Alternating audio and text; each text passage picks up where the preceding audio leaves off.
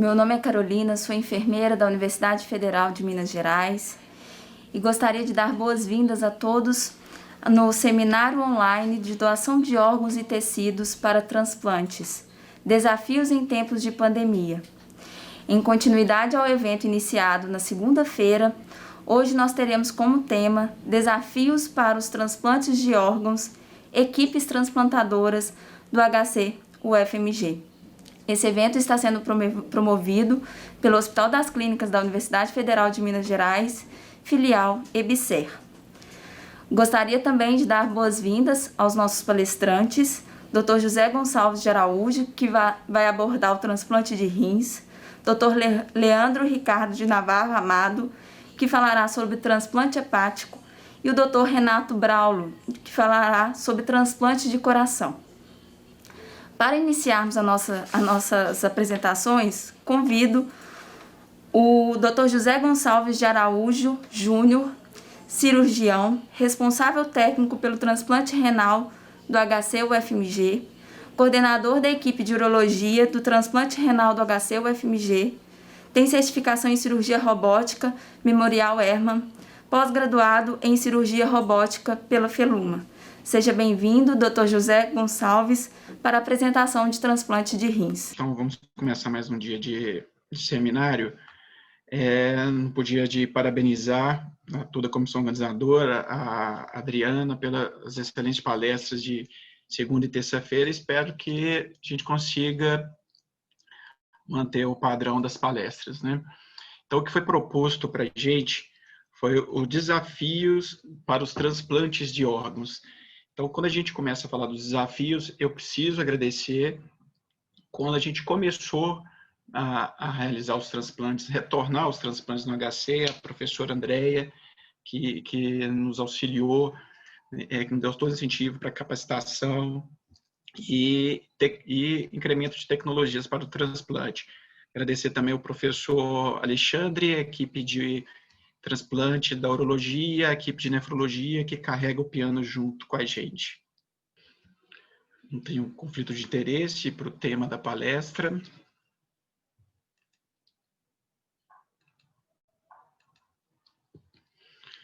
Bom, quando a gente começa a falar de transplante, a gente remota sempre a esse quadro dos 266 depois de Cristo, de Cosme e Damião, fazendo um transplante de perna num sacristão romano, de uma perna de um gladiador egípcio, e tudo parece ter começado, reza a lenda, ter começado aí a história do transplante, onde até a professora Adriana comentou algo nesse sentido.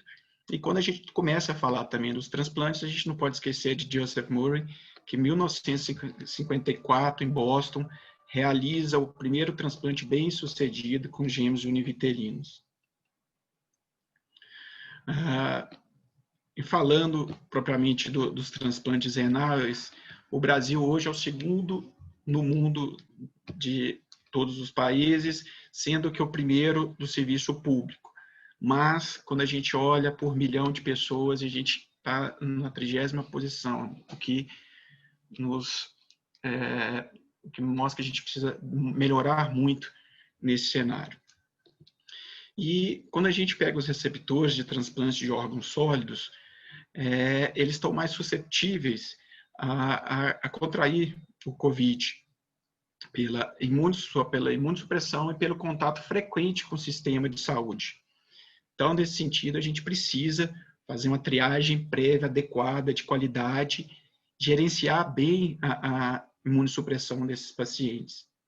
E para a tomada de decisão nesses pacientes, a gente precisa avaliar a transmissão do COVID no pós-operatório, avaliar o risco de contrair o COVID na lista de espera e avaliar o risco de morrer sem ser transplantado. E o que aconteceu no começo ali de março, onde começou a pandemia, inicialmente, em curto período, a gente suspendeu os transplantes renais, mas ainda assim mantemos as urgências, que são as falhas de acesso, e alguns casos específicos de pacientes hipersensibilizados, que muitas das vezes surge um órgão 5, 10 anos depois na fila de transplante. Então, esses casos a gente tinha que repensar. E aí, o que a gente percebeu? Que durante essas semanas iniciais, a gente tinha uma oferta de um órgão muito bom para um receptor muito bom.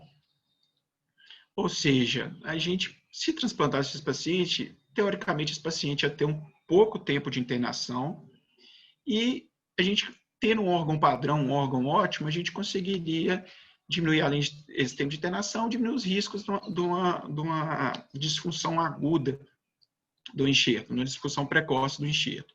E aí foram surgindo alguns casos, a gente foi repensando e aí a gente continuou fazendo alguns casos específicos de rins, não para todos os pacientes. Alguns transplantes de rins, não para todos. E aí o que acontece, dando continuidade aqui, o que acontece quando o sucesso dos transplantes, ele só pode ser possível graças ao desenvolvimento da imunossupressão. Nos últimos 40 anos, foram desenvolvidas algumas substâncias, aí a partir do surgimento da ciclosporina, onde que alavancou realmente o transplante dos órgãos sólidos, e o que acontece que a partir de 2000, o último arsenal de arma que surgiu foi os inibidores de mTOR, e o que a gente percebeu foi o seguinte: quando a gente avaliava a curva do enxerto, tanto para doadores vivos quanto para doadores falecidos, essa é uma curva que avalia a partir de 2000 a cada 4 anos, a gente foi percebendo que a sobrevida do enxerto foi melhorando. Por quê? Primeiro, que a sistematização das técnicas a gente conseguiu melhorar, mesmo não tendo desenvolvimento de outros imunossupressores. Só com a sistematização e com a melhora da assistência multidisciplinar, a gente conseguiu melhorar a sobrevida do enxerto, tanto para doador vivo, quanto para doador falecido. E quando a gente vai falar da cirurgia propriamente dita, o rim tem uma peculiaridade, o transplante renal tem uma peculiaridade, porque a gente não necessita tirar, a maioria das vezes, a gente não necessita tirar o rim nativo. Geralmente a gente implanta o enxerto em uma das fossas ilíacas. Vamos mostrar, então, agora esse vídeo. A técnica cirúrgica, a gente faz a incisão de Gibson, que é uma incisão pararetal, oblíqua, que a gente está tendo abertura dos planos até a identificação dos vasos ilíacos. Aqui a gente identifica a veia ilíaca externa, as artérias ilíaca interna e externa. Inicialmente, a gente faz a cirurgia de backtable, a preparação do rim. A gente coloca o rim na fossa ilíaca. Inicialmente, a gente faz a anastomose venosa, com clampeamento venosa, infusão da solução de heparina, com sutura contínua.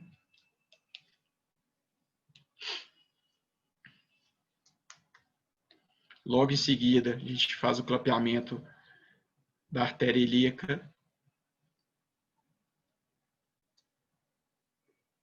e também com sutura contínua término lateral. Feita as anastomoses vasculares, então a gente faz o desclampeamento venoso e posterior o desclampeamento arterial. Em seguida, procede-se a anastomose ureteral. No serviço, a gente, como protocolo, a gente sempre coloca o catéter duplo J para diminuir. A gente sabe que pode aumentar um risco de infecção, mas diminuir os riscos de fístula. A gente tenta retirar esse duplo J mais precoce possível. E, por fim, fechamento dos planos. Bom, então aqui a gente mostra então, a cirurgia de backtable, aqui a gente fazendo um alongamento da veia renal. Isso aqui é um rim direito. E aqui a gente mostrando a anastomose venosa na veia ilíaca externa. E aqui a preparação para a anastomose arterial. O rim ainda não está perfundido. E é o aspecto do rim, logo após a perfusão. Essa aqui é uma excelente perfusão, rim túrgido, rosáceo. E esse é o nosso aspecto final, identificando aqui a artéria renal e a veia renal do enxerto túrgido.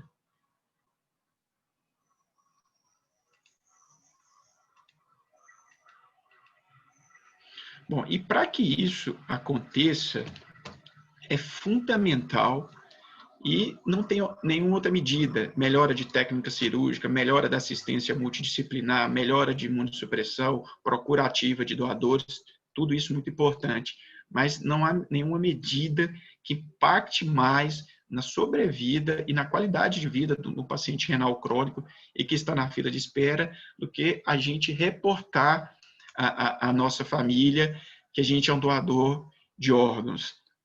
Essa, com certeza, é a medida que mais impacta, que é o motivo de todo esse seminário. Bom, e falando, então, das condutas e o que é de protocolo na triagem desses pacientes pré-transplantes, em relação ao rastreio, o que todos os protocolos mundiais preconizam é uma história clínica detalhada desses pacientes. Esses pacientes todos devem ser testados com RT-PCR, e aí é fundamental que a gente corra, que a gente brigue para que o teste saia o quanto antes. A gente sabe que esse seria o cenário ideal, a gente conseguir essa testagem para o receptor antes mesmo de sair a prova cruzada, e para isso a gente pode abrir mão disso, tentar fazer o teste RT-PCR no pool de possíveis receptores, né? Para a gente conseguir diminuir esse tempo de isquemia. Algumas situações, quando vai demorar muito, aí é risco e benefício, então a gente não vai deixar de fazer o transplante. Claro que com a história clínica que nos preocupa, a gente não vai deixar de fazer o transplante e depois aguarda o resultado da RT-PCR. E fundamental também que se faça a tomografia de tórax. A tomografia de tórax não é para diagnóstico, nem muito menos para fazer nos casos leves, mas para o transplante específico é importante para a tomada de decisão.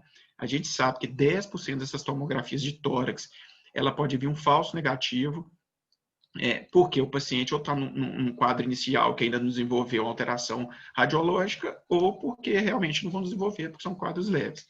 E o contrário também, um falso positivo. A tomografia, você pode ter também dados de achado de vidro fosco em dados de paciente, de situações fisiológicas para o paciente. E para o doador, como a gente proceder? Os casos suspeitos, a gente deve recusar o órgão, e os casos sabidamente com COVID, com menos de 28 dias, também recusar. Para os doadores vivos, em contramão disso, os doadores vivos com COVID positivo, a gente pode esperar 28 dias. E os receptores que evoluíram de forma favorável, a gente tem que esperar uma melhora clínica, 2 testes RT-PCR negativos, e esses pacientes a gente tem que esperar um tempo maior, de 20 dias de isolamento, porque eles demoram mais, parece que eles demoram mais a clarear o vírus. E 24 horas a febril. E em relação à imunossupressão, os receptores de rim e de órgãos sólidos, eles não devem alterar sua imunossupressão no cenário de pandemia. Para os casos leves, a gente pode manter a imunossupressão. Alguns serviços diminuem a dose da segunda droga pela metade. E os casos de internação em casos moderados têm que ser individualizados. Para os casos graves, a imunossupressão deve ser suspensa. Aqui é importante tecer algum comentário em relação aos inibidores de mTOR. A gente sabe que existe trabalho a nível molecular mostrando o benefício ao combate do vírus, mas ainda é algo a se esperar, trabalho de melhor qualidade para a gente conseguir falar de benefício do inibidores de mTOR no combate ao COVID. Em relação à hidroxicloroquina e à azitromicina tão falada, a gente sabe que por si só essas drogas aumentam o intervalo QT e quando associadas aos inibidores da calcineurina, aumentam ainda mais o intervalo QT e assim aumentando os riscos de arritmias cardíacas. Em relação à prevenção, a gente não tece muito comentário. A gente sabe que a cloroquina, a ivermectina, ou você chupar jujuba, água com açúcar, terapia com ozônio retal, isso a gente não vamos gastar muito tempo em relação a isso, não. O que a gente precisa é aguardar os bons resultados das vacinas. Em relação ao tratamento medicamentoso, o que a gente tem de resultado, principalmente os casos severos, é o Remdesivir, que ainda é a nível de pesquisa, e os glicocorticoides, que já estão bem estabelecidos. Bom, ontem a gente apresentou esses dados aqui no Congresso Uro-Carioca de Urologia, então eu trouxe esses dados aqui. Então, o que a gente identificou? A partir do primeiro óbito de Covid-19, isso aqui mostrando tanto os doadores quanto a taxa de transplante, houve uma queda de 33% dos doadores e uma queda de 47% nos transplantes renais. E quando a gente avalia especificamente o rim, a gente identifica que em 2019 a gente teve um recorde de transplantes renais com 6.294 transplantes. E quando a gente vai avaliar a curva desse ano, é uma curva uma queda importante desses transplantes.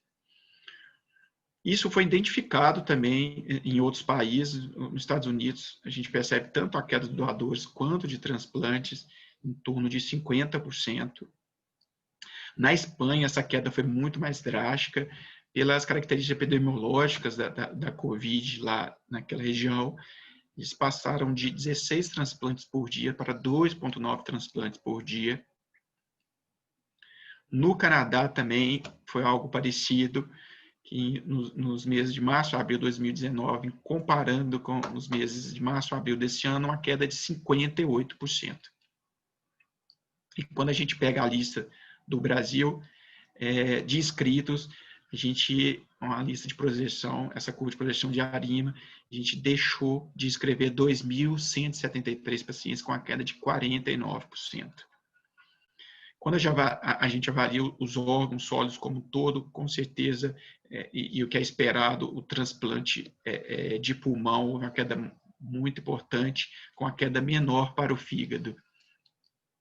E o rim, fazendo a mesma projeção, a gente deixou de transplantar 1.105 pacientes com a queda de 50%.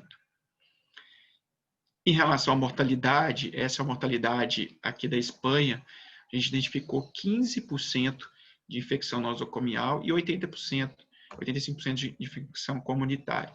E a mortalidade dos pacientes internados foi de 23% a 28%, que é uma mortalidade muito parecida com a mortalidade dos pacientes internados com comorbidades e que não de transplante.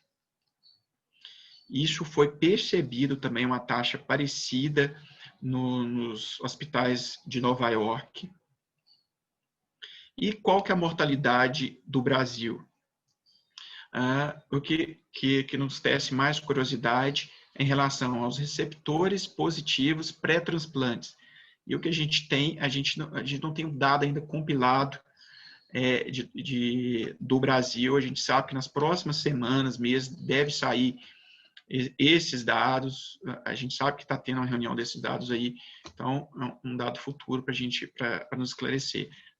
Aqui no Hospital das Clínicas, a gente teve um caso no paciente que ele evoluiu mal, foi para o CTI, mas conseguiu se recuperar. E em relação aos receptores tardios, o que a gente trouxe são dados do professor Medina, do Hospital do Rim. De 12 mil transplantados, eles tiveram 346 internações desses pacientes com 95 óbitos, o que é uma taxa de mortalidade parecida com o que eu já havia dito. Bom, gente, era isso que eu queria trazer para vocês. Espero ter contribuído. Estou à disposição.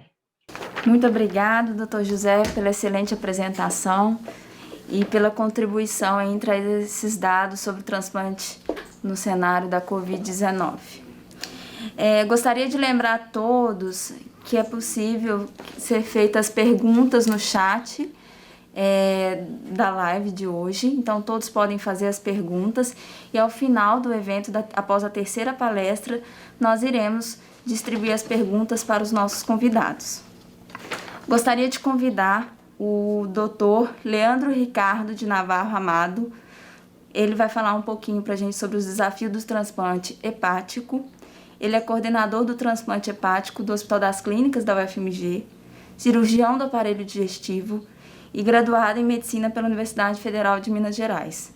Seja bem-vindo, Dr. Leandro, eu te passo a palavra. Parabenizar pelo evento, esse formato está sendo muito interessante, espero que perdure por mais vezes. Então, minha apresentação vai ser muito breve, eu vou me conter ao transplante hepático em tempos de pandemia e eu vou falar principalmente da realidade do grupo de transplante de fígado do Hospital das Clínicas.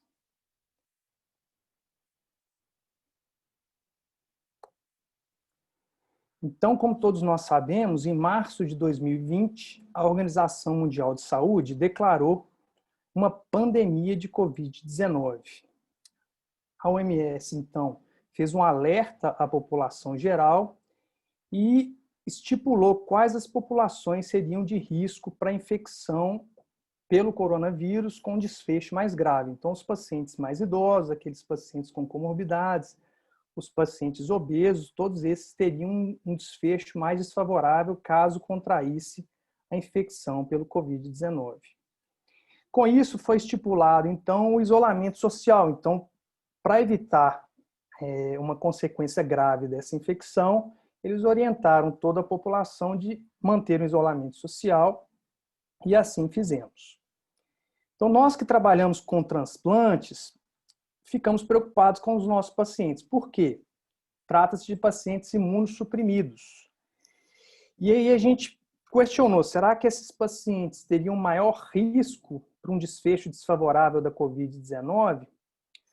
Ou será que, ao contrário, o fato de ter uma imunossupressão seria um fator de proteção, já que essa imunossupressão poderia modular uma resposta inflamatória que é comum na infecção pelo coronavírus? Então, logo em seguida, em junho de 2020, a Lancet lança um estudo realizado no serviço do professor Mazzaferro, em Milão, que mostra que os transplantados de fígado tardios tiveram um desfecho desfavorável na pandemia pelo Covid-19. Então, a gente ficou um pouco preocupado em relação à consequência dessa infecção nos nossos pacientes. Então, aqui é um gráfico da BTO de 2019, do ano passado, mostrando o número de transplantes por milhão de população. E a gente pode observar que Minas Gerais encontra-se em 10º lugar em número de transplantes. Então, a gente perdeu ano passado para o Paraná, para o Acre, Distrito Federal, um estado dessa dimensão, com esse potencial, ficando em 10º lugar. Mais uma preocupação, será que em 2020 a gente manteria esse 10º lugar ou pioraria devido ao número de doações que, consequentemente, a infecção pelo coronavírus iria cair? Então, fomos orientados em relação à prevenção da doença. Então, a gente aprendeu a importância dos EPIs, o isolamento social, evitar aquele contato mais próximo, até algumas drogas aí foram aventadas como protetoras. Mas, do ponto de vista prático, como que a gente poderia fazer para que os nossos transplantados não tivessem uma consequência grave da doença? E a gente diminuir o nosso trabalho e, consequentemente, aumentar o número de óbitos em lista de espera. Então, do ponto de vista prático, inicialmente fomos orientados em relação ao rastreamento da infecção do doador e do receptor. Eu ressalto que a epidemiologia negativa ou ausência de sintomas não descarta infecção. Então, tivemos doadores e receptores assintomáticos com história completamente negativa em relação à infecção pelo coronavírus, que tiveram PCR positivo e não foram transplantados. Então, a história clínica, nesse caso, não é o mais importante. E, além desse rastreamento do doador, a proteção do receptor e também da equipe. Não adianta a gente correr risco para fazer um procedimento, sendo que membros da equipe podem se contaminar. Então, a BTO lançou as recomendações de controle dessa transmissão pelo novo coronavírus, que consiste basicamente na triagem do doador. Então, investigação epidemiológica, uma investigação clínica de sintomas, principalmente respiratórios e febre, e investigação laboratorial através do teste de RT-PCR de todos os doadores. Então, como que foi o plano de contingência do grupo de transplante de fígado HC-UFMG diante da doação nessa época de coronavírus, nessa época de pandemia? Então, na análise do doador com doença ativa, PCR positivo, síndrome respiratória aguda grave, obviamente não aceitamos o órgão para transplante. Doador com epidemiologia positiva, com PCR negativo, confiamos no PCR e aceitamos todos os doadores. Então, a epidemiologia positiva não pesou mais do que um PCR negativo. E, por último, o doador com epidemiologia negativa, PCR negativa ou curado, obviamente, nós aceitamos sem dúvidas para transplantar. Agora, na análise do receptor. Receptores com doença ativa, PCR positivo, síndrome respiratória aguda grave, transplante de emergência ou após 28 dias. Foi uma situação que a gente não vivenciou. A gente teve um receptor assintomático com PCR positivo que foi recusado e aguarda transplante depois de 14 dias de doença com PCR atualmente negativo. Na coluna do meio, do receptor sintomático com epidemiologia positiva, optamos por adiar o transplante por 28 dias. Tivemos receptor com 14 dias de tratamento, PCR negativo, apto para transplante. E por último, receptor assintomático, obviamente, optamos por transplantar. Então, quais que foram os desafios que a equipe encontrou durante esse período da pandemia pelo coronavírus? O primeiro deles foi a demora na liberação do PCR dos doadores. Então, o MG Transplante ofereceu a realização do PCR para todos os doadores. É um exame demorado. Foi conversado com a família sobre a demora desse exame e nem todos os familiares optaram por esperar. Consequentemente, maior recusa familiar e redução do número de doações. O segundo desafio foi a dificuldade em realizar PCR ou TC de tórax nos nossos receptores. Então, o transplante de fígado ele é feito com uma relativa urgência. Então, a gente não tem tempo de pegar o receptor, fazer PCR, fazer uma coleta de exame, aguardar o resultado desse PCR para depois optar por transplantar ou não. Então, a realização do PCR no nosso receptor não foi realizada. A tomografia de tórax foi uma orientação feita pela BTO nos pacientes assintomáticos. A realidade do nosso serviço é muito diferente. Dia de semana, horário comercial, fizemos em todos os pacientes. Finais de semana, transplante noturno ou de madrugada, contamos com a epidemiologia e com o exame clínico. E por último, diante de todo esse desafio, seria manter a atividade do serviço. Eu ressalto que a gente não parou de trabalhar nem um dia. A gente evitou ao máximo comparecer no hospital por motivos não importantes. Então, o risco para a equipe foi totalmente modulado. E a gente preocupou muito nos pacientes em lista de espera. Diferentemente do rim, que tem um substituto, que é a hemodiálise, o fígado não pode esperar. Nós temos pacientes com hepatocarcinoma avançado, pacientes com hepatopatia grave, às vezes doença hepática fulminante, às vezes retransplante. Esses pacientes não conseguem esperar a pandemia passar para transplantarem. E nós colhemos os nossos resultados. Então, nós não tivemos óbitos de receptores por Covid-19. Nós não tivemos nenhum paciente que faleceu decorrente da infecção pelo coronavírus. Nós não recusamos nenhum doador PCR negativo. Tivemos um caso no próprio Hospital das Clínicas de um doador de 60 anos. Esse paciente estava no CTI Covid, PCR negativo, fizemos o transplante, o paciente que recebeu o órgão não teve nenhuma repercussão. Uma coisa que a gente observa, que foi notória durante o período da pandemia, foi o aumento da gravidade dos nossos receptores. Então, com a redução do número de doações, o tempo de espera aumenta, a gravidade que o paciente chega no momento do transplante é muito maior. Então, isso foi notório ao longo desse período de pandemia. Entretanto, conseguimos manter uma curva de sobrevida semelhante ao ano anterior.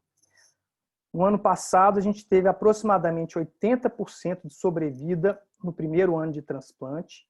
A média nacional gira em torno de 75%. E esse ano a gente está também em torno de 80%, mantendo a média mesmo no período de crise. E uma coisa que a gente não tinha visto, não vinha acontecendo há muito tempo, são os óbitos em lista de espera. Então, como tinha muita doação, a gente conseguia dar vazão aos pacientes em lista de espera. Então, que eu me lembre, pelo menos 3 pacientes graves vieram a óbito por falta de doação em tempo hábil. Então, aqui é só uma ilustração a respeito do serviço. Então, eu assumi a coordenação em 2018. Para mim, foi um momento de maior crise do transplante de fígado no Hospital das Clínicas. Eu acho que a pandemia por coronavírus não chega nem perto de 2018. Fizemos 24 transplantes, 2019, 33 transplantes, e 2015, no meio da pandemia, 28 transplantes, com a possibilidade de superar 2019. Então, quando a gente acompanha essa curva, a gente teve em janeiro 8 transplantes, fevereiro nós caímos para metade, fomos para 4. No auge da pandemia, quando foi feito o alarme, março, abril, reduzimos bastante o número de transplantes.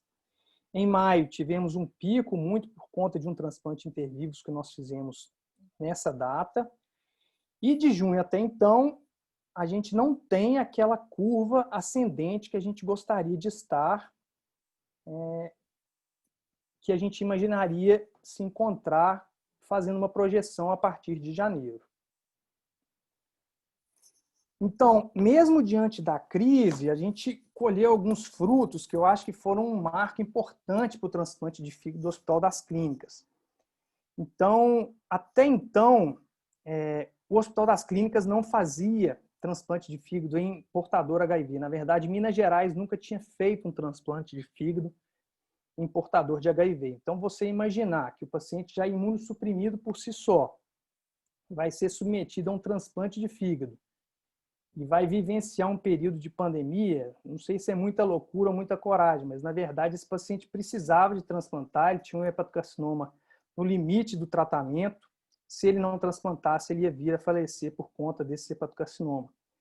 Então, a equipe clínica assumiu a responsabilidade com muita competência e, em fevereiro de 2020, fizemos esse transplante. O paciente não apresentou nenhuma intercorrência do ponto de vista infeccioso, manejo da imunossupressão impecável, e ele se encontra muito estável depois desse transplante. Já vínhamos programando um transplante de fígado intervivos pediátrico.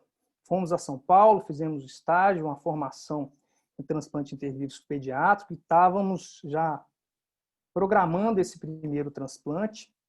E em maio de 2020, tivemos a oportunidade de fazer o primeiro intervivos pediátrico do estado. Então, Minas Gerais passa a ser o terceiro estado a fazer intervivos pediátrico do Brasil. A pandemia foi um fator catalisador para esse transplante, porque tínhamos a expertise, mas esperávamos um melhor momento para fazê-lo. No entanto, essa paciente teria que ser transplantada em São Paulo pelo baixo peso, pela gravidade da doença dela.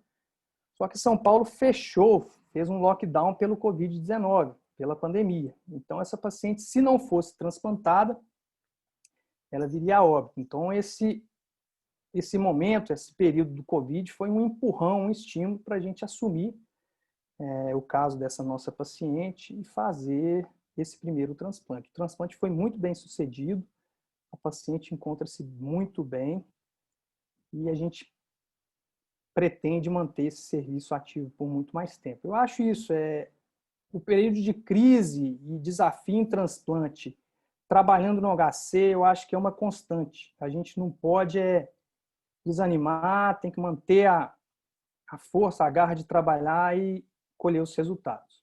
Eu agradeço a oportunidade, muito obrigado. Muito obrigada, doutor Leandro, pela sua apresentação. É sempre bom saber desses dados positivos, né, do transplante de fígado em um momento de crise que a gente está vivendo. Parabéns pela apresentação. Gostaria de convidar o terceiro palestrante, doutor Renato Braulio, professor adjunto da Faculdade de Medicina da UFMG, Departamento de Cirurgia. Ele é coordenador da equipe de transplante cardíaco do Hospital das Clínicas da UFMG e coordenador do Serviço de Cirurgia Cardiovascular do Hospital Felício Roxo. Seja bem-vindo, Dr. Renato Braulio, e te passo a palavra. É um prazer. Obrigado a todos aí pela iniciativa, pelo convite, especialmente a Adriana, pelo esforço que eu vi aí desde o início para organizar esse simpósio, né? Isso é muito importante, eu acho que esse esforço constrói as coisas boas. Bom, vou falar um pouquinho aqui do transplante cardíaco em tempos de pandemia, né, os desafios para os transplantes de órgãos, que é o nosso tema aqui. Eu me apeguei menos ao Covid um pouco, eu vou começar com o histórico, vou falar um pouco das mazelas gerais e vou falar também um pouco do Covid, no cenário do Covid dentro do transplante cardíaco. Mas, apesar de tudo, apesar de Covid, apesar da crise, apesar de tudo, as nossas dificuldades, os nossos desafios, todos os outros que nós já conhecemos muito bem, eles continuam existindo quase que do mesmo jeito, se não podemos dizer que piorados até em alguns aspectos por causa da crise. Bom, breve histórico, nosso serviço de transplante ele começou em 2006, a partir de um esforço muito grande de muitas pessoas, especialmente alguns que estão aqui, Dr. Figueroa, doutora Consolação, Dr. Cláudio, Relap, eu estava na época, Dr. Tom, Paulo Henrique. A gente sabe que montar um serviço de transplante do tamanho que se tornou o nosso serviço no Brasil, com todas as dificuldades, não é uma coisa simples, é muito complicado. E, graças a Deus, isso tudo funcionou e hoje as coisas estão aí de pé e bem. Esse aqui é o nosso José Mendes, nosso primeiro transplantado, uma foto histórica, né? Bom, o transplante cardíaco no HC, ele pode servir de experiência para outros também. Ele teve duas fases que são muito bem distintas, que é a fase inicial, que eu considero aí os primeiros 5 a 6 anos, de 2006 a 2011, que foi uma fase de maturação. E a partir de 2012, com a consistência numérica, especialmente do número dos transplantes, e a maturidade, né, que todos adquirimos, eu considero que de 2012 para cá, nós estamos na fase madura do transplante, a fase de experiência, em que todos adquiriram expertise com relação ao transplante. Para você ter uma ideia, de 2006 a 2011, tínhamos um número menor, fizemos 98 transplantes, que é um número bom, um serviço que está iniciando. Mas de 2012 a 2020, já 262 transplantes. E hoje chegamos a 360, que é um número bastante razoável, que é um dos maiores do Brasil. Com isso, podemos dizer que com essas experiências adquiridas, o nosso grupo foi crescendo, foi aumentando, novos colegas entraram tanto para o grupo clínico quanto para o grupo cirúrgico. E hoje podemos dizer que que adquirimos muita experiência no manejo clínico, pré e pós, no manejo especializado em CTI, que é muito importante no transplante cardíaco, no trabalho multidisciplinar, as equipes multidisciplinares estão muito treinadas a lidar com o transplante, e também no manejo cirúrgico e anestésico. Não basta só isso. Um dos grandes problemas que nós olhamos quando vemos o serviço de transplante de modo geral no Brasil é que há aquele entusiasmo inicial e os serviços começam bem, né? E assim, depois de, às vezes, um curto período, 2, 3, 4 anos, o serviço cai, o movimento, né? O movimento cai e ocorre um certo desânimo e o volume de transplantes diminui. Isso tem ocorrido em quase todos os serviços de transplante do Brasil, com exceção de alguns, e o nosso é um deles, que apesar de tudo, apesar de todas as dificuldades no serviço público, apesar de todas as dificuldades administrativas que a gente tem, que a gente enfrenta a cada dia, manter a motivação da equipe é um desafio à parte, que supera tudo. E você ter uma equipe de captação, uma equipe de transplante, uma equipe clínica, uma equipe de CTI, todo mundo motivado, interessado, a longo prazo, acho que esse é o maior desafio de uma equipe transplantadora. E nós, ainda bem, no UAC, no FMG, a gente tem conseguido manter essa motivação e essa consistência. A gente sabe que o número de transplantes vem aumentando no mundo. Essa é a última publicação, que foi até 2017, da Sociedade Internacional, que registra, do Registro Internacional, que registra os transplantes do mundo. A gente pode observar em vermelho aqui no canto que os países fora a América do Norte e Europa têm aumentado o número de transplantes e a América do Norte também. Isso é um bom sinal. Acho que todos foram impactados agora pelo Covid, né? Mas isso vai passar.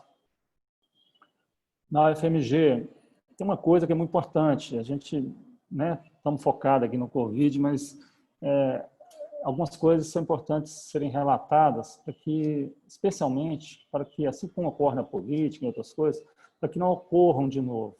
Em 2017, com aquela transição, né, da EBSER, com o fim da Fundep, ali, boa parte daqueles funcionários Fundep na UFMG, a gente teve uma crise muito grande, que começou lá em 2016, o país também numa crise muito grande. Em 2017, nosso serviço quase fechou. Nós chegamos ali, primeiro semestre de 2017, nós fizemos 9 transplantes, mas assim, na marra mesmo, com muita dificuldade, as escalas todas, assim, a maioria dos plantões descobertos, e assim, nosso serviço quase fechou. Mas, por uma conjunção de fatores, especialmente um acordo bom com a diretoria, um acordo de reestruturação, nós fizemos, mudamos a responsabilidade técnica, nós assumimos esse desafio aí daí para frente, e desde julho de 2017 para cá, nós já conseguimos fazer em 3 anos 109 transplantes, e sendo que de julho de 2017 a dezembro, nós conseguimos pular de 9 transplantes para 28, ou seja, fizemos mais 19. Isso tudo a partir de uma reestruturação, ou seja, quando há aquela vontade política, há o desejo de manter um serviço e de melhorar um serviço, e todos se juntam, especialmente a parte administrativa com a parte assistencial, as coisas vão para frente, sabe? Só para ter uma ideia, isso aqui é a escala em vermelho, é a escala que nós tínhamos em 2017, no primeiro semestre, ou seja, tinham mais faltantes do que presentes nos plantões. Isso foi uma coisa absurda, quase fechamos. E é isso aí, né? Fizemos, depois disso, no mesmo ano, 19 transplantes, ou seja, foi uma reestruturação rápida e que o modo como foi feito serve de exemplo para outros grupos que, às vezes, estão tendo dificuldades, estão aí quase fechando e que precisam ser reestruturados para melhorar. Isso é um desafio incrível. Olha para vocês verem a escala logo depois desse acordo de toda a reorganização do serviço. Desde lá não tivemos mais problemas e estamos consistentes até hoje do ponto de vista estrutural, de pessoal, de pessoas no serviço, especialmente os médicos, assistentes, etc. Uma coisa muito boa que aconteceu também em 2017 foi que a gente reestruturou o contato, o diálogo com o MG Transplantes e especialmente com a recriação, né, com a reestruturação da Câmara Técnica. Criamos um protocolo de doação, melhoramos toda a comunicação com a MG, Isso refletiu de modo muito positivo, especialmente no ano seguinte, 2018, que é um ano que eu acho que serve de exemplo para tudo. Criamos protocolo de diálogo, isso aí melhorou, acabou aquela confusão de ficar comunicando coisas por telefone, que às vezes durante a madrugada, discutindo casos e tal. Baseado no protocolo, as coisas andavam quase que automaticamente. Para se ter uma ideia, isso aqui parece bobo, né? Vou falar disso aqui nessa palestra, mas não é não. Para você manter motivação, o que desanima as equipes de transplante em geral? São quando a realidade vem. No início é tudo bonito, tudo legal, uma novidade, você fazer um transplante, no outro dia o paciente está bem e tal, mas depois as madrugadas, os finais de semana, eu brinco até às vezes, quando você está apertando a gravata no sábado à noite para ir para o casamento, toca seu telefone, e aí você tem que largar tudo e ir para o transplante. Essas coisas que dificultam, que desmotivam, que criam empecilhos para que as equipes continuem fazendo volume grande de transplante. Então, até nisso, o protocolo que nós fizemos com a MG Transplantes, até nisso influenciou, porque a gente reduziu, se vocês olharem bem aqui, no ano de 2018, que é um ano exemplo, que eu acho um ano incrível, fizemos 38 transplantes com 35 vivos ao final de um mês e ao final de um ano. Fizemos apenas 7 transplantes noturnos e 31 diurnos. Tudo isso por quê? Porque seguimos um protocolo rígido, entende? Aquele caso que poderia ser postergado a captação, por exemplo, para amanhã, ao invés de fazer durante a madrugada, isso foi feito de modo automático, desde que estivesse dentro dos critérios do protocolo. Então, isso melhorou muito a situação, isso melhorou a condição de trabalho e melhorou os resultados, que é uma coisa que a gente sempre falou, isso é muito importante. Você trabalhar o dia todo, a maioria dos membros do transplante não fazem só transplante, fazem cirurgia cardíaca todo dia a gente opera 2 cardíacas, né? A gente dá aula, a gente faz uma opção de coisas, e às vezes você ser chamado de madrugada e ainda fazer um transplante, a sua condição física e mental não é igual se você dormir à noite e puder fazer o transplante de manhã. Isso provavelmente impacta no resultado, e isso foi muito visível no ano de 2018, que é um ano exemplo para nós. E também começamos a captar fora um volume maior, né? 45% das captações fora de Belo Horizonte e 55% em Belo Horizonte. Em 2019 isso aumentou mais de 50% fora. A questão de dias úteis e fim de semana parece uma besteira, mas é muito interessante. A gente tem 42% dos transplantes no fim de semana. É muito, né? Isso impacta muito na qualidade de vida de quem trabalha com transplante. Então, mas isso não tem jeito, né? Se a doação for no final de semana, vai ser feito no final de semana. Mas isso serve como um dado, né? Questão das urgências e eletivos entre aspas. Eletivos a gente diz aquele paciente que vem de casa, mas ele também é grave e é sempre uma urgência, né? Então, nós tivemos em 2018 60%. Em 2019, nós tivemos alguns problemas estruturais e esse índice subiu para quase 80%, o que é ruim e impacta nos resultados. Só para ver, os hospitais que mais doam para a gente, no Belo Horizonte, o Hospital João 23, com a maior parte das doações, e fora de Belo Horizonte, o Hospital de Uberlândia, é o que mais gera doadores de coração. Sexo masculino é a maioria, né? 74% dos receptores. E os desafios nos tempos aí de Covid. O impacto do Covid foi um negócio incrível, né? A gente vinha mantendo uma média muito grande, acima de 30 transplantes por ano. Olha o que aconteceu esse ano com o Covid. Veja bem, ano passado, até 21 de setembro, nós tivemos 29 transplantes cardíacos. Esse ano, especialmente por causa do Covid, porque no início do ano estava bom, já estava fazendo muitos transplantes. Nós tivemos só 14. Nesse período, especialmente de maio para cá, fizemos 4 transplantes. É muito pouco em relação à nossa média. Ou seja, tivemos uma redução de 52% por causa do Covid. É terrível isso, né? Perdemos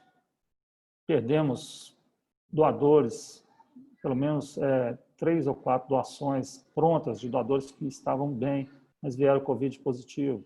Teve um caso de um paciente Intermex 1. Intermex 1 é o grau maior que tem de gravidade. É um paciente que está mal no CTI, com assistência circulatória para se manter vivo, drogas nos níveis mais altos. Esse paciente teve 2 doações para ele. Ele estava num momento bom, assim, na primeira doação. ideal para transplantar, perdeu para o Covid, depois de tudo organizado, veio positivo, PCR. Depois, na semana seguinte, saiu uma outra doação, ele já estava pior, Covid de novo. Na semana seguinte, o paciente faleceu. Isso só para exemplificar o tanto que esse problema nos impacta, né? E a pandemia afeta, sem dúvida, não só o transplante, afeta a cirurgia cardíaca de um modo geral, afeta todas as cirurgias, mas as cirurgias cardíacas e o transplante são em pacientes muito graves, né? Os transplantes de um modo geral. Então, nós somos afetados e os pacientes são afetados de um modo mais complexo, porque eles simplesmente morrem, né? Se não transplantarem, muitos deles. Então, nós temos aí limitações de leitos de CTI, respiradores, temos falta de profissionais de saúde, porque muitos profissionais são deslocados para atender Covid e não podem trabalhar em outras linhas de frente. Temos problema com o pessoal de saúde que fica doente.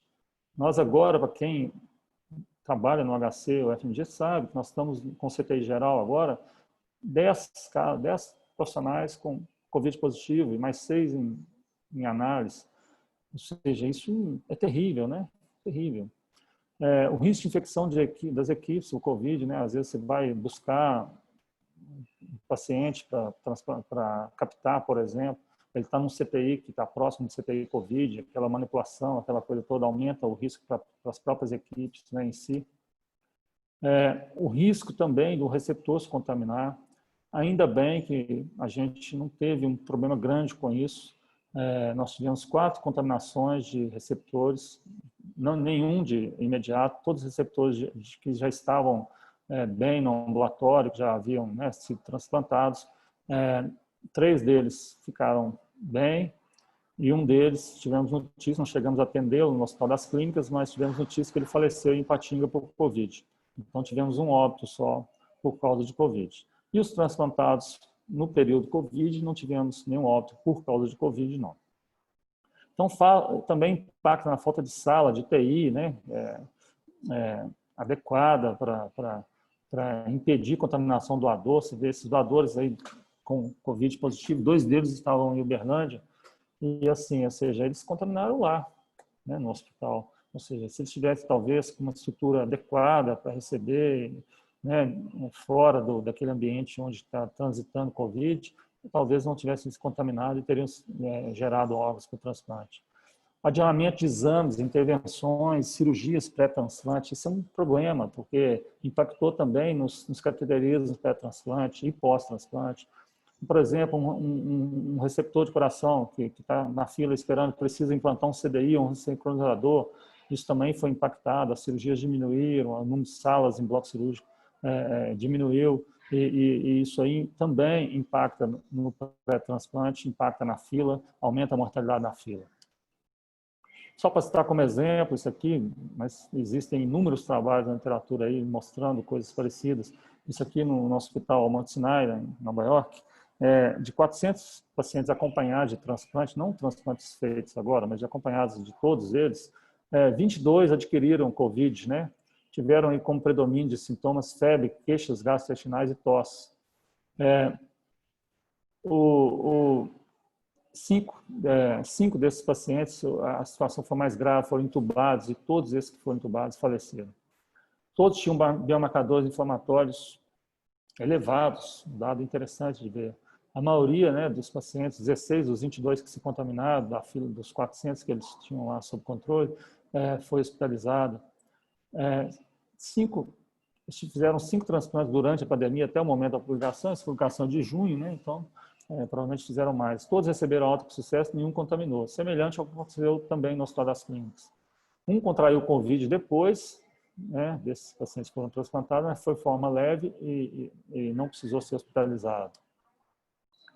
Então, mantendo essa questão dos desafios, insisto em dizer que os desafios vão muito além do Covid, né? A gente, para aumentar o número, a gente está sempre criando, tentando trabalhar meios de aumentar o número de doações e o número de transplantes. E uma das coisas que é mais importante, que eu insisto em dizer, no coração, diferentemente às vezes do rim, do fígado, a questão do manejo hemodinâmico do paciente é fundamental. Um paciente que tiver problema hemodinâmico mais moderado, a grave, não vai servir para transplantar o coração.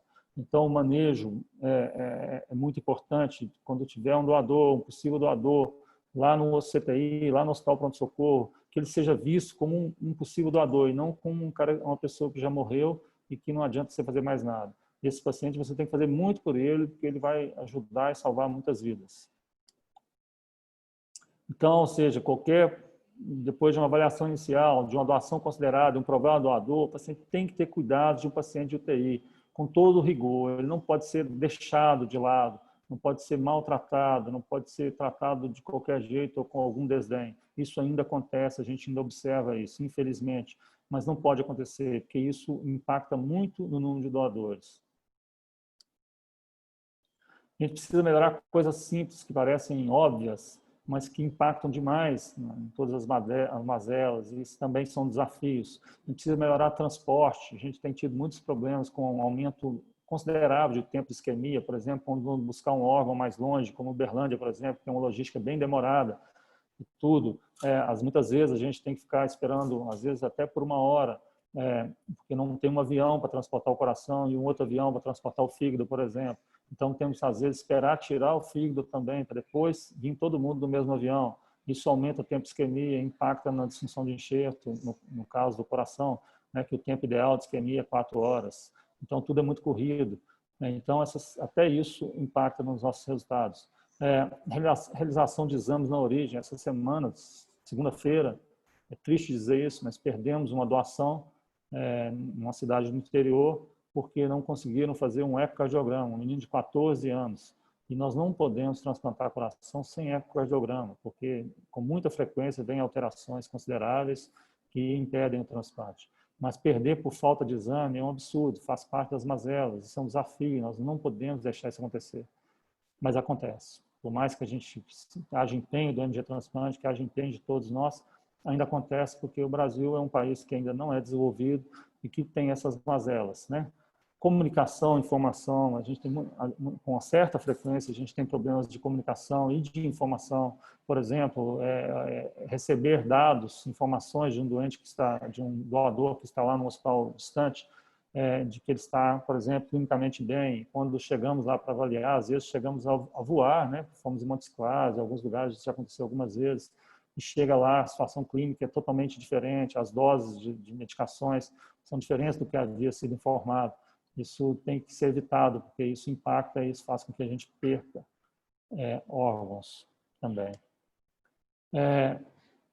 E outros desafios, a gente falando aí de possibilidade de aumentar o número de transplantes, várias coisas podem ser feitas para tentar aumentar o número de doadores, como pegar doadores mais velhos. Nós temos feito isso progressivamente. Hoje a nossa média é 37 anos, na Europa é 45.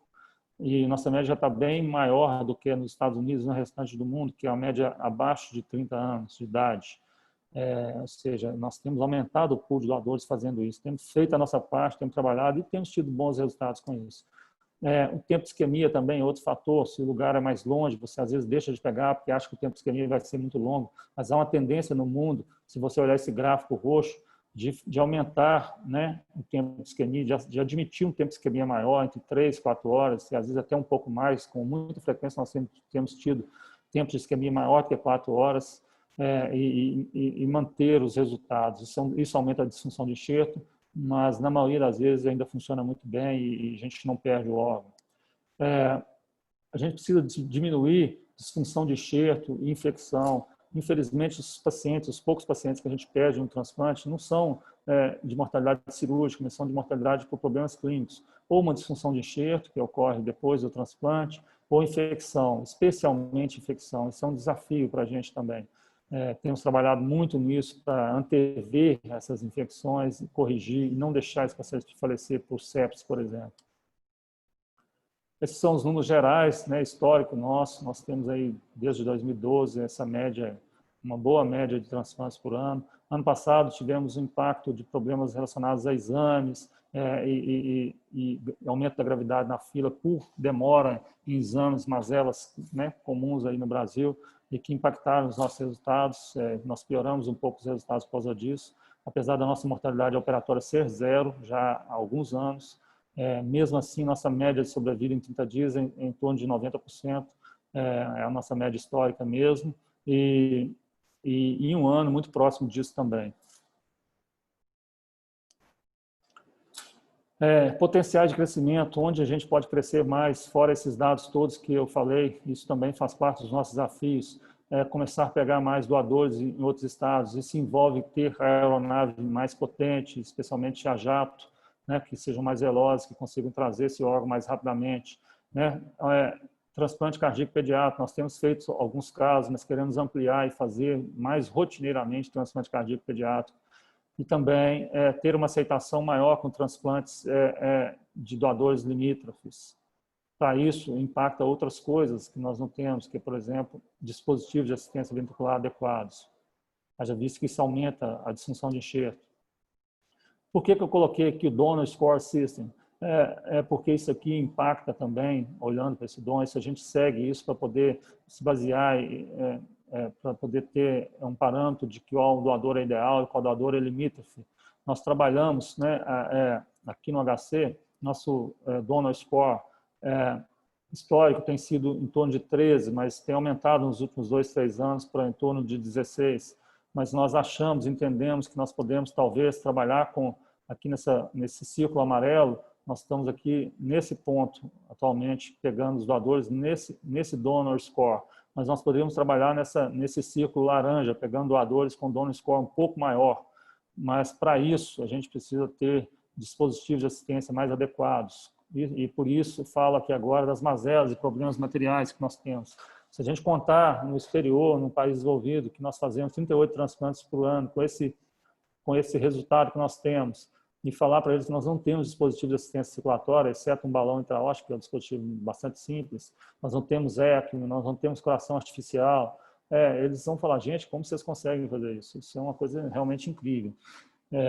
Nós temos problemas com imunossupressores, com muita frequência, os clínicos do nosso transplante me ligam, né, que eu tenho que ficar resolvendo, aí, por ser coordenador, resolvendo às vezes questões burocráticas, indignados porque está faltando um determinado imunossupressor na secretaria, entendeu? Isso gera transtornos enormes no manejo dos nossos pacientes. Exames laboratoriais, às vezes, como eu falei lá de morte por sepsis, por exemplo, tem um exame que chama procalcitonina, que você consegue antever uma infecção com mais tempo do que outros exames. Nós não temos isso no nosso laboratório. Um exemplo, né? E outros exames laboratoriais pós-transplante, com frequência nós temos problemas com isso. Temos problemas simples como pinça de biópsia. Você faz um transplante, depois precisa fazer a biópsia, e não tem pinça para fazer a biópsia, né? Isso também impacta o nosso trabalho. Isso são realidades que eu estou colocando no nosso serviço, mas que também são realidades de outros serviços públicos aí do Brasil, né? Manometrias, ano passado fomos extremamente impactados. Nossos pacientes estavam esperando 6 meses para fazer uma manometria pré-transplante, ou seja, em 6 meses, lembre-se que metade dos pacientes que estão na fila de transplante, se não transplantarem, em 1 ano eles morrem. Ou seja, ele esperar 6 meses para fazer uma manometria, ou seja, já perdeu metade desse ano aí que ele tem aí para não morrer, né? Assim, muitos deles. Então, assim, aumenta muito a mortalidade na fila e aumenta também a mortalidade do transplante, porque eles chegam para transplantar numa condição muito extrema, extrema, já em insuficiência renal, já precisando dialisar, e uma condição para transplante muito ruim. Os cateterismos também são fundamentais, né? No pré e no pós-transplante.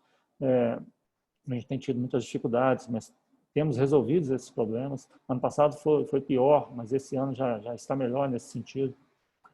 Outras mazelas, como o pessoal, por exemplo, nós ficamos, olha, eu falei para vocês que nosso serviço começou em 2006. Nós ficamos até esse ano sem ter um enfermeiro específico do transplante. É difícil falar isso, né? Mas é verdade. Né? Nós temos enfermeiro para captação e tudo, mas não tínhamos enfermeiro para transplante. Agora temos. Ficamos quase 2 anos sem psicólogo. É uma coisa proibitiva, né? Tem que ter psicólogo no serviço de transplante, né? Obviamente. Ficamos quase 2 anos. Os médicos que atendem no ambulatório estavam tendo que fazer papel de psicólogo. Não é adequado, né? Não é um profissional preparado para isso. E agora também já corrigimos esse problema. Anestesistas, perdemos doações, deixamos de fazer transplante porque não tinha anestesista. Porque quando coincide ter 2 transplantes, por exemplo, um hepático e um cardíaco, precisa ter 2 anestesistas na escala. E a escala só tem 1. Então tem que meio que escolher, o que tiver mais grave vai, o que, né, aquela coisa toda. Isso é uma situação complicadíssima do ponto de vista médico. Ou às vezes a gente tem que ficar improvisando e pedindo, assim, pelo amor de Deus, para um outro anestesista ir lá, quase que de favor, fazer a anestesia. Isso faz parte das nossas mazelas do nosso dia a dia. É terrível tratar disso, né? Mas é uma realidade. Treinamento de cirurgiões, não é fácil você formar cirurgiões transplantadores, é difícil. É uma cirurgia que não dá possibilidade de falhas, que o manejo vai muito além do aspecto apenas cirúrgico, técnico. Né? O manejo exige muita experiência, isso é uma coisa que a gente adquiriu muito com o tempo. Então é difícil, a gente tem conseguido formar pessoas mais novas, mas não tem sido fácil. E obviamente que o próprio Covid em si, né, é uma enorme mazela que aconteceu esse ano aí. Além do mais, problemas relacionados ao pessoal, a imperfeição do sistema de plantões, muitas vezes o sistema engessado do sistema de plantão, do concurso público, né, que permite plantão de tal modo, não permite de outro modo. Isso faz com que a gente tenha dificuldade de cobertura de escala. A gente, no cardíaco, até conseguimos corrigir isso muito bem, com acordos muito bem feitos, né, para que as coisas funcionassem bem. Remuneração de docentes, nós sabemos que houve uma debandada geral dos docentes cirurgiões no hospital, por causa, né, especialmente do modo de remuneração que ocorre. Hoje não tem como remunerar esses docentes mais, então, para eles trabalharem, eles têm que fazer trabalho gratuito, voluntário. Isso é muito difícil. Né? Contratação em casos específicos, a EBSER precisa, em algum momento, poder contratar, né, profissionais para tapar buracos, para remunerar e tudo, profissionais que, às vezes, não têm um vínculo EBSER, mas que são essenciais no sistema. Né? Secretaria de Pesquisa, toda pesquisa, compilação de dados, nós temos que fazer pessoalmente. Nós não temos uma secretária para fazer isso. Isso também é uma mazela e é um desafio que a gente precisa, aos poucos, cada um desses desafios a gente tem tentado corrigir, mas também isso faz parte dos nossos problemas. E é isso, em resumo, nós precisamos melhorar as linhas de cuidado de modo geral, né? Dos caminhos, facilitar os caminhos do pré ao pós-transplante. Isso é o nosso grande, enorme desafio, né? Para que a gente tenha essa situação, por exemplo, né, de um coração aqui imenso, isso é uma situação cirúrgica, não sei se vocês estão conseguindo ver o vídeo rodando, mas um coração, aqui você só consegue ver o ventrículo direito, de tão grande que é o coração, o restante está tudo no tórax aqui. Isso é um pré-transplante, né? Vamos começar o transplante e você vê depois um transplante com o coração batendo bom, e o paciente depois ficando bem, o paciente que estava lá morrendo no leito do CTI e que no dia seguinte está lá de perninha cruzada, estubado, batendo papo, né? Ou seja, isso é uma coisa muito gratificante. Para a gente ter isso tudo, a gente precisa ter isso aqui que está nesse slide, né? Que é uma equipe cirúrgica, sintonia, equipe clínica, enfermagem, toda serviço social, fisioterapia, fono, psicologia, CTI cardiovascular, hemodinâmica, laboratório, né, ambulatório, bloco cirúrgico, equipe anestésica, tudo isso tem que funcionar como uma orquestra afinada, porque se houver algum desafino entre todos esses entes aqui, o paciente não sobrevive. A gente ter esse joia aqui do paciente no dia seguinte estar assim sentado, né, 2 dias depois está assim sentado, tudo isso aqui, toda essa engrenagem precisa funcionar de modo correto e de modo bom, bem feito.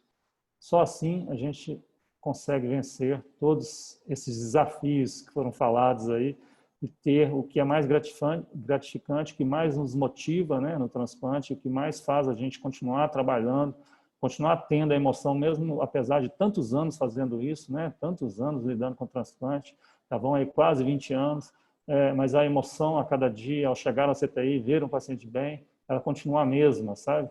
Isso é que motiva a gente a continuar fazendo isso aí. Muito obrigado a todos. Muito obrigada, doutor Renato, pela excelente apresentação. Motivante ver o seu envolvimento com a temática, né, do transplante cardíaco e mostrando aí pra gente que os desafios do transplante ultrapassam a Covid e a gente tem que batalhar para melhorar, sem dúvida nenhuma, todos esses itens que você citou.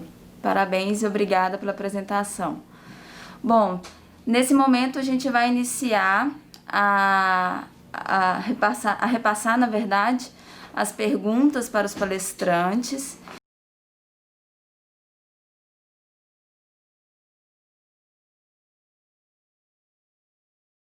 Bom, gente, o que acontece por alguns motivos. Primeiro, o paciente renal crônico, ele se preocupou com o cenário da pandemia. Muitos desses pacientes, eles saíram da fila do transplante e muitos desses pacientes, eles se recusaram a entrar na lista. E, além disso, esses pacientes também, eles deixaram de procurar os serviços.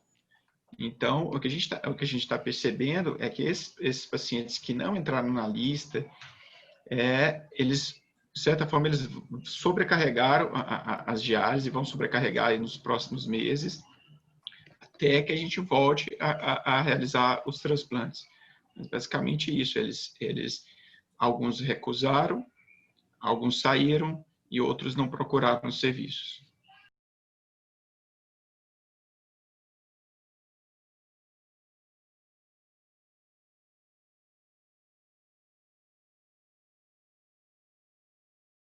Realmente a gente não tem. Eu acho que a gente vai ter esses dados mais para frente, mas por enquanto não.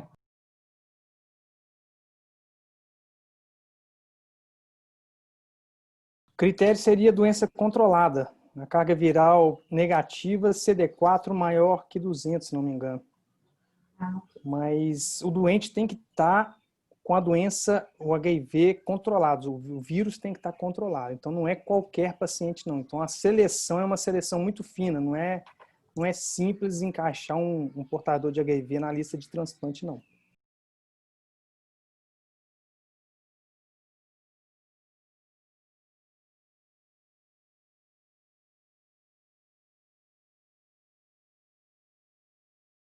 Não, o MG ele só possui carros, né?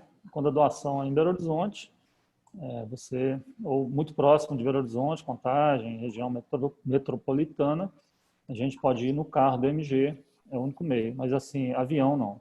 Avião, atualmente, é a Polícia Militar, né, e o Estado que nos fornece. O MG realmente não tem esse tipo de estrutura. Isso, com certeza, limita muitos casos, né? Demais. Imagina se o MG, por exemplo, tivesse um jato, que nem o jato do governador. Melhoraria a dinâmica, né? A gente poderia buscar órgãos em lugares mais distantes, né? Em capitais aí, mais distantes e tudo, com tranquilidade, né? Que você chegaria num prazo bom e tudo. A logística, o número de doações potencialmente poderia aumentar bastante. E além da rapidez, tem que ressaltar a segurança, né, dos profissionais, né, doutor Renato? Também, né? O transporte não pode ser uma aventura. Né? Infelizmente, a gente no passado, inclusive já vi muitos colegas dando palestras, né, sobre essa coisa, esse entusiasmo de buscar a distância, mas mostrando assim verdadeiras aventuras, né, com tempo ruim, ventania, helicóptero balançando, sem lugar para pousar, coisas desse tipo. Isso existe. A gente, até isso, que eu falei ali do protocolo com o MG Transplantes, até isso a gente aborda no protocolo. Se a situação climática estiver muito desfavorável, por questão de segurança da equipe, a gente não voa. Sabe? Se puder retardar a captação, melhor. Não pode ser uma aventura. A captação nunca pode ser uma aventura. A equipe tem que estar em primeiro lugar em termos de proteção.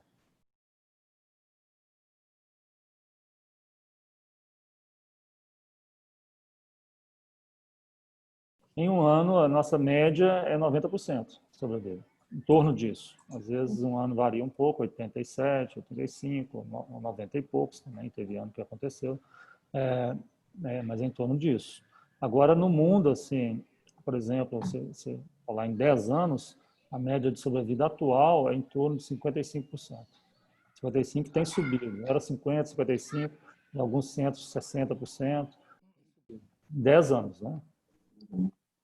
Alguma palestrante, doutor José, Leandro, gostaria de comentar alguma coisa? Basicamente, eu parabenizar o Renato e o Leandrinho, porque eu acho que cada palestra, assim, de certa forma, conseguiu complementar. O Renato foi muito feliz aí sobre as mazelas do hospital. O Leandrinho também, eu acho que a gente conseguiu complementar, de certa forma, um complementar o outro. Eu parabenizo vocês. Foi muito bom também. Maravilha. Legal. Foi um prazer, obrigadão. Com certeza, a gente agradece a presença de todos, agradece a participação dos palestrantes.